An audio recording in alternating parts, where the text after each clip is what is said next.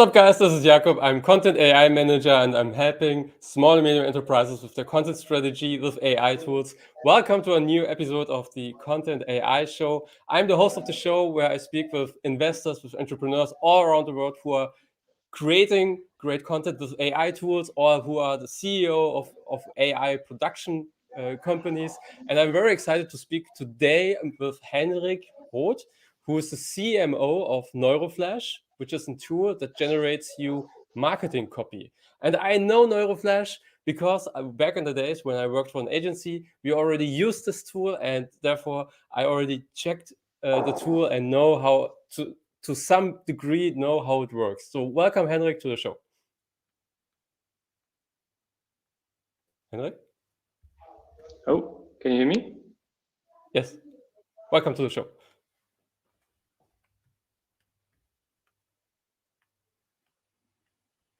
Henrik? No? Can you hear me? Yeah, I can hear you. Can you hear me? Okay. Yes, now I can hear you. Sorry. Yeah, nice to be here. Thanks for the invitation. Yeah. Thank you for your time. So can you describe shortly, so what is your journey? So you're the CMO of NeuroFlash. First of all, I'm interested also in your story. So how evolved this whole thing and why are you at NeuroFlash? Yeah, so I'm basically, since my childhood, I'm an entrepreneur. My mom is an entrepreneur as well. So I always say that she introduced me to the world of entrepreneurship in a very young age. So I started out with marketing services and web design during my school time. Founded my first agency back in the days where I helped with online marketing services. And then I started Be Wooden. Be Wooden is an e-commerce fashion brand with very unique accessories. We basically used wood to create wooden bow ties, wooden jewelry, etc., like very handcrafted. So there I really learned what it means to growth hack your startup. So I got into lots of performance marketing and rather the e-commerce. And in both stages, I learned how hard it is to come up with like high performing copy. So high performing texts, communication, so that your brand is basically sticked in the minds of your consumers, and that at the end you do also some more conversions. And during my time at Be Wooden, I went to a conference to speak about some of the growth strategies we had, and I met Jonathan. And Jonathan is the original founder of NeuroFlash. He has a PhD in neuroscience, so he knows a lot about what you need to say so that the right emotions and associations are triggered in the consumer mind. And when I listened to his speech at that conference, I was completely mind blown. What the technology today is already able to do. So basically, he invented a technology which predicts consumer emotions and associations without like talking to any real humans. So I was so impressed that we stayed in contact, and then I sold my shares in Be Wooden 2020. So at that moment, I knew that I want to do something more with technology. I always wanted to create a software product. In marketing, I always say that's like the most difficult thing to do marketing for a software product. Really? Yeah, I why? have the Why do you think? Because I think the role of a CMO or in general marketing in a software product or a software startup is much more diverse. It has to work a lot with product development, and the product you're developing, there's a continuous match between what customers need, what customers tell you, and then your filtering process, what's actually needed, what this customer actually really told you to do, and then like the work relationship with the product team, I think, is very challenging. It's much more challenging than having a physical product already ready and then just trying to write the good communication strategy and add some Google ads and social ads behind it. Yes. So that's why I found it much harder than Be Wooden at that time. Yeah, and then we got into contact again, and he asked me whether I want to join. So I went on to a project, so we got to know us a bit better, and then I jumped on board in 2020, end of 2020. So since then, I'm the CMO of NeuroFlash, and the last year was continuously we were working on the product market fit of our software. So we were really following validation processes, lean startup methodologies to form out of the customer feedback a nice software with which they can create copy now with AI. But more to that later. And I would be also very interested what your experience were with NeuroFlash. Was perfectly fine. Everything cool. So it took us a little bit of time to understand how to use it and integrate it into the workflow. But other than that, it was, I mean, it's fascinating. But I would give this ball to you. So when you describe NeuroFlash, so what are you exactly doing, and why is it different compared with? I mean, GPT-3 is out there. You can create copy, marketing copy, blog articles, and things like that. But I think NeuroFlash is still different and has a special USP. Can you mention this? I mean, I'm meaning the feelings. So that it is predicting how people are, what are they associating with words. That's the main thing I thought about. But I think you can explain this in more detail. Yeah, I really appreciate that you already see the big USP we have here. Right, so let's jump back a bit into the history. So where do we come from? Okay. As I mentioned, Jonathan has a PhD in neuroscience, so he developed a technology which predicts emotions and implicit associations. So what are implicit associations? It's, for example, when you think about AstraZeneca, what associations do you have? And then you will tell me a few words. Those are the explicit associations, or the associations which immediately pop into your mind. But the neuropsychology taught us that there are lots of effects implicitly going on. So like these implicit and not really, let's say, conscious associations which immediately pop up into your mind. Those have a really great effect on your consumer behavior, whether you want to purchase this product or whether you are clicking on an ad or not.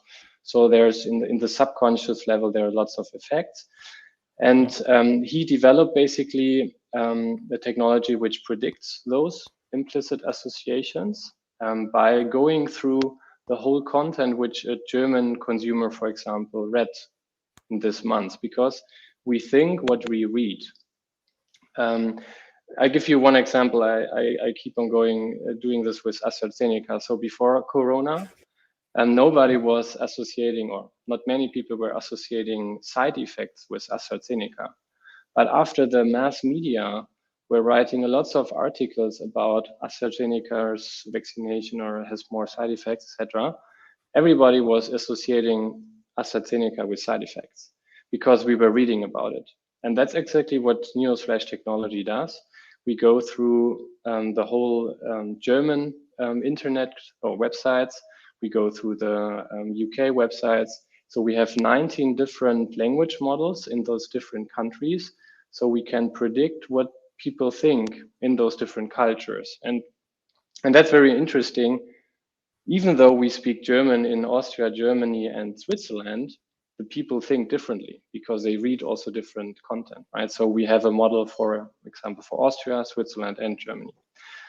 So these are basically the data we use for our prediction analysis. So when you type in a text in our software, we go through every word in your text and we understand and we tell you how likely it is that people associate sustainability with the slogan, for example, or how likely do people associate security with your slogans, right? And we measure that out of our language models. That's part one. And we started with that actually. So we built a tester. So like in testing software for big brands, it's crucial that they communicate the right values and that they are connected to the right values. So for them, if they run a TV ad or if they communicate in social media, they always want to make sure that their copy, their content is aligned with their brand strategy. And with that, they could basically optimize it. The product you might have used, I'm not sure, but it's the Explorer, which is basically the access to the human brain. So like the Google search engine for associations and emotions. So if you're Googling their or if you're searching for sustainability, we will give you a list of words which are highly associated with sustainability, and not only on the conscious level, but also on the subconscious level. So there you can do also lots of interesting searches for consumer insights decision or brand strategy decisions. But as you mentioned, it's very hard to understand this. It's those two products are used for or used in consumer insight departments, which basically every day do research something how they can communicate. And we figure out that the use cases for such a solution is not that trivial, and it's not that happens not that often, because a brand, they work on a brand strategy once, and then hopefully they continuously work on it the next 5 years, right? So they don't need everyday new content or something, or not need to research their consumers every day on a new basis. So what we did then, we actually used GPT-3, integrated that into our software, and now the customers can first generate over 25 different copy formats. So social media posts, search ads, product description. So all kinds of marketing copy you can imagine, rather in the short form part. So they know like long blog articles, but rather the short form copy. They click on a button, AI or GPT-3 in this case writes new copy within seconds, and then you can use NeuroFlash technology and test which of these different generated copy variations is the best one for your audience, for your brand strategy, for your funnel step, maybe your customers in. So that's a product we are having live since July last year now. And yeah, we're continuously working on improving it. Yeah, awesome. So and maybe again to sum it up, the USP in this AI generated content sphere is really we see AI is going to be better and better in generating text. So there will be GPT-4, GPT-5, yes, which use much bigger models. So the output will be much better. But at the end, there's still the question for the content manager or copywriter, which of those 100 generated versions is now the best one? And that's not necessarily solved by just using GPT-3. So that's why we see this as a crucial next step. First, you have the generation, and then you have the optimization or helping the human to make a data-driven decision, which of the copy is the right one. Because at the moment, when you decide for let's say a subject line, it's on a very subjective basis, right? You maybe do an A/B test, but how do you decide what is version A and version B? Here we really see data coming in and helping you to make the right decisions. Yeah. Very important aspect. So that's also the reason why I don't, because people say, well, if you use AI tools, they will do your job one day. I don't see this. That's the reason why I say I'm not a content manager, I'm a content AI manager. And the need for somebody who manages all these digital assets is becoming more and more important, in my opinion. So therefore, I don't worry about this. These steps. Cool. Maybe you already mentioned this, but can we maybe more in more detail explain in what direction this goes? So what is the big picture for NeuroFlash, for the long-term version, midterm, long-term version? Yeah, we definitely want to revolutionize how we create content. we see this not only on the text sphere. There will be also solutions to generate images, or to have like a really good collaboration between different content formats. So not only on the text basis, for example, as well. Yeah, video. I think it's going to take some more years for video, but yes. First definitely images. We want to empower and enable basically human to become more efficient. That's our end goal at the end. As you just mentioned, we also believe that an AI copywriting tool will never replace a human. It will make him or her faster, and maybe it will make more fun to work with it, because you never start with a white page again, with a blank page. But it will never replace him, because I think the AI is not there not there yet to have the humor and to really have this really human touch to it. It can do a lot of repetitive tasks which you don't want to do anyways. But when it comes to really being creative and adding your personal touch to it, I think this will be always in the hand of a human. But the short-term vision is right now we really focus on the German-speaking countries. So we really want to offer our customers here the best quality in content there is. And there are quite a few English speaking tools, let's say, from English speaking countries, which don't really focus on the German language. But in the German language, you have lots of special things like Sie und Du, like the formal and the informal way, and some dialects for Switzerland, for example. So we really want to become here the number one player in the German speaking countries. We already have some discussions with Aleph Alpha, which are the OpenAI of Europe, they call themselves, or at least that's how the press is calling them. So they're focusing on German and the biggest language of Europe models. Because OpenAI, when you ask GPT-3, what's the favorite soccer club, GPT-3 will tell you New York Yankees. But that's not really reflecting how the German consumer thinks, right? If you would ask probably the model of Aleph Alpha, what's the favorite soccer club, they would probably tell you Bayern Munich. But I think that's very essential. We want to be flexible in what kind of language model we are using to offer the best output for our customers in the respective countries. And for next year, or for this year actually, the main goal is to offer more content formats. We will integrate soon long form content creators, so you're also able to create some blog articles in German, not only short form marketing copy. So this year will be really about to launch a very, very solid product. I think that's the vision, with high quality and output. And the next years we will do as much as possible to be integrated. So you have to imagine,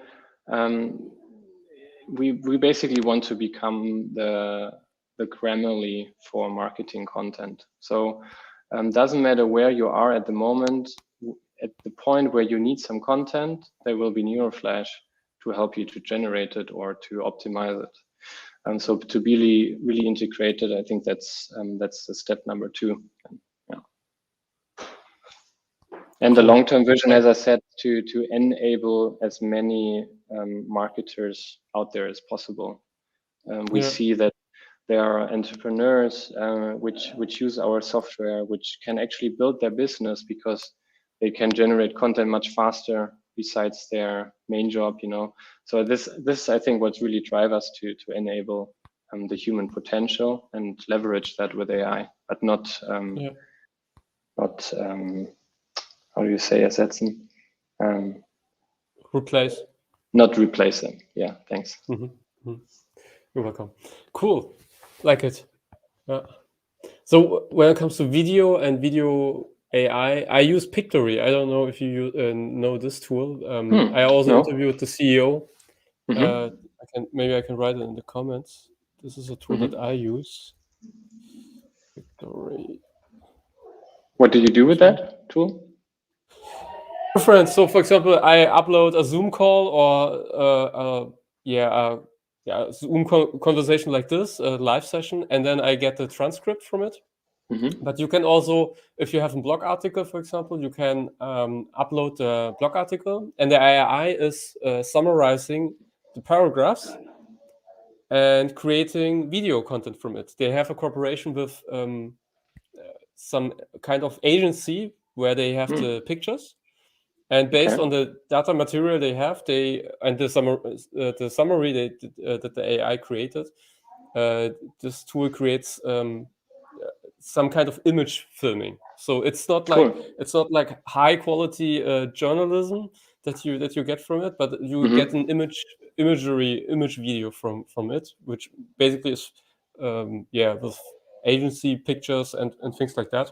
So it's a good starting point. And but I see it like you said, video is more complicated. I mean, text production, I'm full with you. I see this is already very high quality and will be better in the coming months and years. But video is still a big area to improve. There's some area of improvements for it. So that's how I see it. Yeah. In your opinion, what's missing for those AI text generation tools? Like from your experience? For the AI text generation products, so I like Writer, for example. I use this one here. Writer. So I would say this is the one that I use most often. So I use also Content Forge. I have Jarvis AI, but the Writer is for me the easiest to create blog articles. I also used Craftly AI, and Writer is easy to use for blog creation because it generates me the structure of the blog article, and then gives me also keywords, and I'm just marking it, and then say paragraph. I need a paragraph, and I have around 60-70% of the blog article, which is perfect for me, and the rest I'm working on myself and doing the rest. So what's missing? To answer your question, what's missing on the other tools is, I would say to create easier blog articles. They are very good in creating short social media postings, but they are not that good in creation blog articles. So that I just copy paste in a Google Doc and then write myself the rest. So you mean like the context between the different paragraphs is not really picked up by the AI, so that it's not like one storyline. The storyline is missing, or they just don't give me a full paragraph. They just give me keywords. Oh, okay. Yeah. And you write them in English or German? Both. So I have clients in Germany, but I also have clients in the US, in England, so all around the world. Yeah. So I hope that by summer you will type in NeuroFlash in the comments with your favorite AI copywriting tool. Hopefully. We'll see. We'll see. Well, you're working on it. Okay, you're working on it. We're working on it. Yeah. That's cool. So let's maybe. I wanted to ask you about your first memory when it comes to AI. So what was it a movie, or what is your first memory when it comes to AI? Yeah, that's a tough one.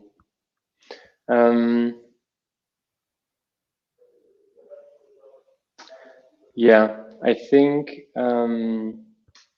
my first memory was my childhood series. What was the name again? The car with which was intelligent. Okay. Yeah. With this very famous actor. But I don't remember the name. With the red. Yeah, exactly. Knight Rider. Yes. Yeah, I was very amazed and I was fascinated by on the one hand, the car of himself was like the good guy, right? But there was also the bad car. So think it was very interesting and fascinating to see that there are always two sides of the medal. Yes, that's true. But I think that was the very first touch point, yeah. But yeah, touch point is a good thing. But that's also a good topic when it comes to AI misconceptions. So there's a lot of in the media about AI, and what is, in your opinion, a big misconception that you find or read, not all the time, but often, about AI that you would love to tackle? Mm-hmm. I think first of all, it's one thing we already discussed. It's that AI would replace humans. Especially, I can only tell it from the segment I'm in, so in content creation. I can't see that how it replaces humans. It will change the jobs maybe and the daily habits of a human. But if you look in the past, there's been lots of technologies in the content sphere, whether it would be like the book printing technology, newspapers, or the internet. I mean, it revolutionized how we create content and distribute content dramatically, but it never replaced humans. I would say it rather changed how we work with it, and it made us more efficient. It helped humans to communicate to more people, you know. So I think that's number one. We see that especially. And the second thing maybe we see especially is what you mentioned in the text generation. Of course, it's not there yet where really good copywriters would be able to create content. But there are many people, they somehow have a blocker in their mindset. So, the AI needs to learn what it should write about. So the very crucial first step, how to use an AI copywriter, is to write a good briefing. You need to give some inputs to the machine so that the machine is able to write some content for it. Yes. And I think this is a completely new step. Copywriters have to learn how to work with it.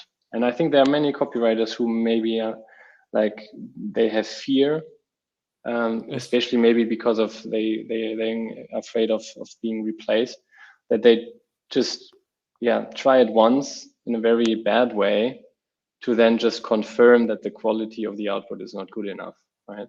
And I think it's just about changing your habits and your behavior, how to do it. And I think it's a process. I think when you compare different studies on the market, how high the adoption of AI is, this number is going up continuously.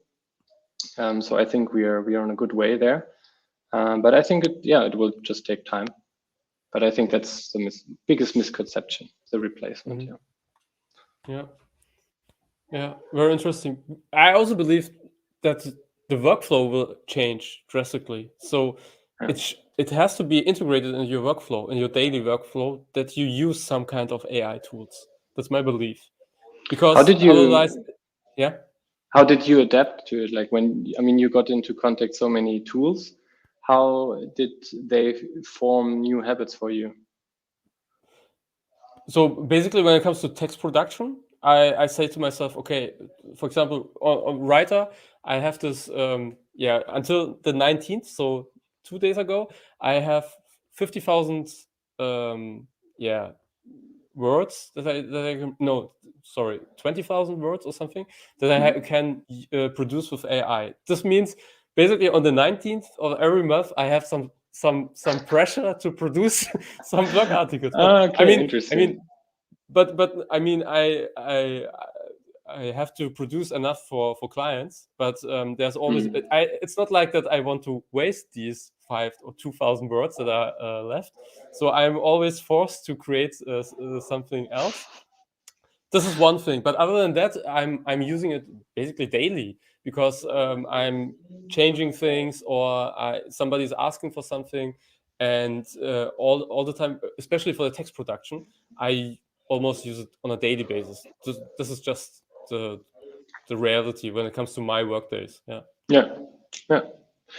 Cool, but I think that's like very that's the job of those AI tools, to form like new habits for you and to always be reminded, hey, you can now brainstorm for 15 minutes, or you can just click here on a button and get the ideas and get 10 times of those ideas in 2 minutes, right?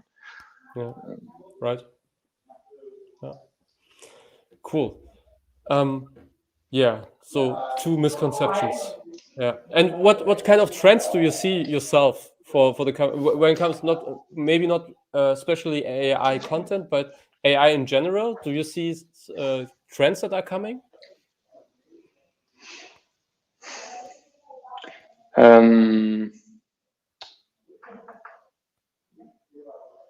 I mean, I think AI will. I listened to a conference speech where he said that AI is the biggest revolution since the internet. I think AI will have in many diverse departments or teams and industries many like a big will trigger big change. In which department will have the biggest one, I'm not sure. If I think there are many studies who tell that. I can't really say for myself. It will become better. That's for sure. Yeah. The funny thing is that oftentimes people don't even know that they use AI when I ask them. Yeah, So for sure. they use, okay, and this tool, okay, and this tool, because they don't communicate it. So the businesses don't communicate it. But for example, MailChimp, where always when I say MailChimp is using AI, so they are based on data, they are saying, okay, you should send this mail campaign tomorrow at 3 p.m. because it has the best opening rate. And they say, okay, that's interesting. Never thought about that one. So it's I think it's already there in your daily life, but people don't recognize it. Yeah, I think it's like those examples and those really useful use cases and tests which showcase the incremental value of using AI.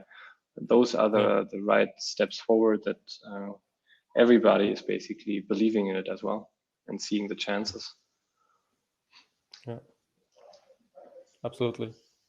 Cool. Like it. Really cool. I like it. So maybe next time we do a demonstration of how NeuroFlash is working, just to The show long people. form of NeuroFlash, so you're able to create some blog posts. I mean, you should do a live show. That's my opinion. So going, I mean, I have also another SaaS company in the US that I work with, and they are very good in product development, but they don't go out and share how it works with the people. And this is what every SaaS company should do, in my opinion. I agree. Yeah, having a good product is key, but communication is very Definitely important as well. Yeah, cool. So one last question. No, 2 questions. So first of all, where can people find more information about you if they want to work with you or want more detailed information? Yeah, you can just visit neuroflash.com. You can do a 7 days free trial, generate English and German content there. Really appreciate your feedback afterwards. But I think that's the easiest way to test us. Yeah. Thanks. Yeah, NeuroFlash.com. Or they can contact you through LinkedIn. Sure. Just drop me a direct message. I will answer as well. Cool. Okay, and now my last question. So I'm always looking for new interview guests, partners that maybe I can work with in the long term. So is there somebody who you can recommend for this show? So somebody who's in the AI space, in the content AI space would be perfect, like you, but it can be also within the AI space. If there's somebody, I would love to get an intro. Yeah, for sure. There is Sebastian, who's the founder of Statworks, which is an AI, like a very professional AI consultancy, but they like really help big brands in the implementation of AI services or internal AI hubs. So I think he would be, he could tell you a lot about the current state of mind. I listened to one speech of him where he she had lots of interesting findings, how companies, what they need to prepare to implement AI in the best way. So I think there will be lots of AI facts and figures in there. Potentially also a few content showcases, I think from product research and product design research. He can tell you some experience. Cool. I can connect you afterwards if you like. Yeah, would be awesome. Yeah, sounds really interesting. Cool. Cool. Okay. Anything else that you want to share? Some last statement or something? Try us out. If you have any doubt, just send those doubts in my LinkedIn direct message. I'm happy to discuss. And thanks so much for the full invitation. Guarantee. Thank you for your time, Henrik. Yeah, I mean, that's awesome. Thank you for your time and sharing your inside knowledge about NeuroFlash. Excited how it will evolve over time. Thank you for your time. Yeah, we'll stay in contact for sure. Bye-bye. Yeah, for sure. Thank you. Bye-bye.